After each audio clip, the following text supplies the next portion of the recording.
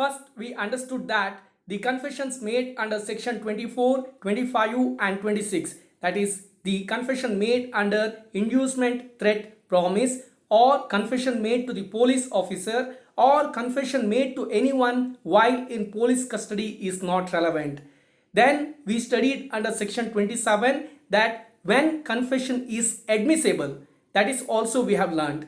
Then under section 28 we learned what happens when the inducement, threat or promise as discussed under 24 is removed. Now coming to section 29, where there are 5 different circumstances, and in such circumstances the confession made are relevant. Hey guys, welcome to my legal classes. This is Ganesh Pujari, and in the series of Evidence Act we were discussing chapter 2, which is all about relevancy of facts, covering from section 5 to 55. In this session, I am going to focus on section 29, and when you read the title of section 29, it says confession otherwise relevant, not to become irrelevant because of promise of secrecy, etc.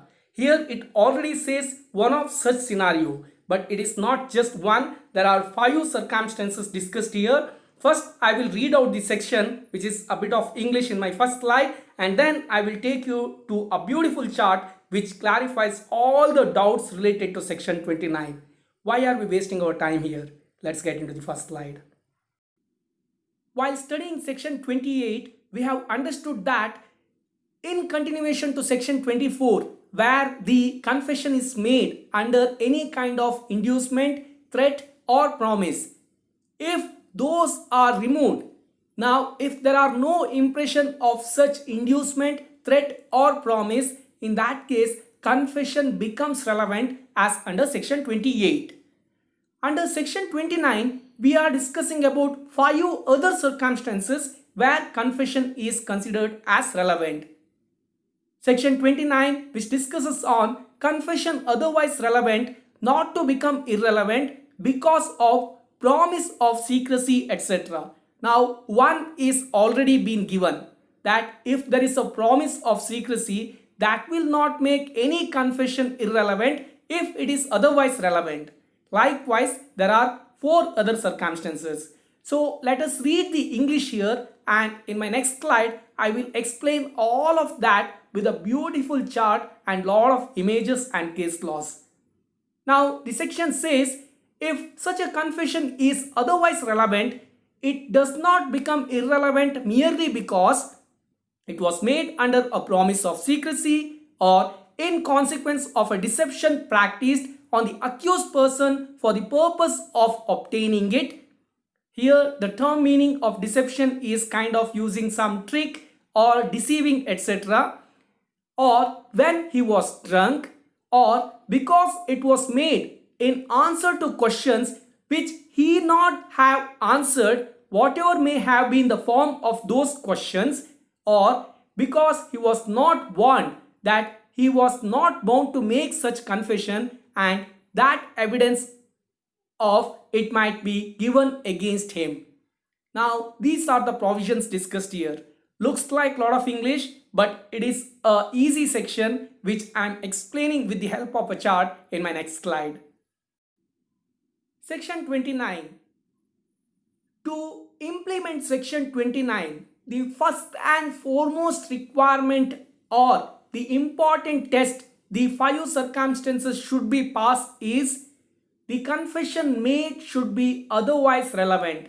That means the confession should pass the test from section 24, 25, 26, 27 or 28. Now all of that should be passed, and after passing all of that the confession made becomes relevant, and after that if there is any of the 5 circumstances that we are going to discuss, that will not make confession irrelevant in any ways.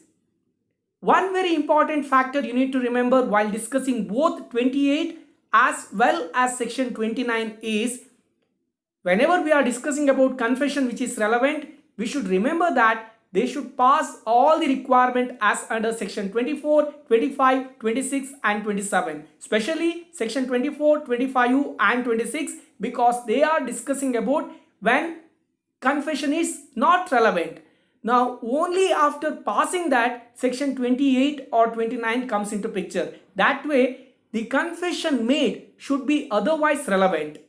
Now imagine there is a confession made and it has passed the test of all the other sections and now it is relevant. After that, if someone is saying that I have told this truth or I have made this confession to a person because he has promised me that he will not share such confession with anyone else, but now he is cheating me, that is not okay. That will not make the confession irrelevant. Now for example, A has murdered X and A says to B that on so and so date with so and so gun I have murdered X, but don't tell to anyone. Now B promised that yes, I will not tell to anyone, but then he comes to court and says that A has committed this murder and he has told on so and so date at so and so time that he has murdered Mr. X. Now here A cannot say that the confession made by him to B is not valid just because B has breached the promise. That is what we need to understand. The second circumstance is consequence of a deception. Now, consequence of a deception, or if somebody is deceiving someone via if some confession is coming in front of the court, that cannot be told or that cannot be held as irrelevant confession. That will remain a relevant confession. To understand this, we need to understand the case law of Rex versus Derrington. There was a father and son. Now, son committed a crime. After committing such crime, son writes a letter to father, which is a confession letter saying that, Papa, I have committed so and so crime. Now, after writing that letter, son gave the letter to some XYZ asking him to post. Now, this person XYZ, instead of posting the letter to father, he gave it to the court. Now, court reads the letter and understands that son has committed the crime and he has confessed to father, which is an evidence. Now son is telling that XYZ has deceived me.